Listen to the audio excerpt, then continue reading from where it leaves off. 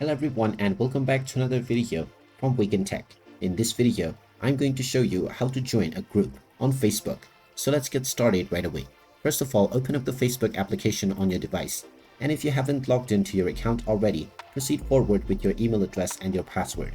Once you are logged in and taken into your homepage, if you wish to join any group, then just click on the menu icon at the top right corner and then click on Groups.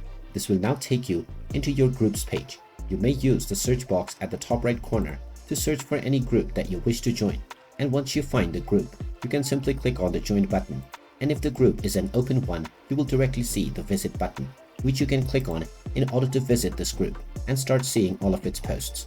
Some group may ask you a few questions that you may need to provide the answers to in order to get an approval to be let into the group. And once you have become the group member, you can start making posts within this group and also join the group's chat feed.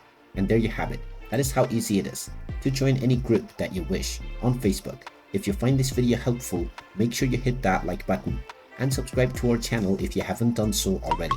Also ring that notification bell to never miss another update from us. Thank you for watching and I will see you again in the next video.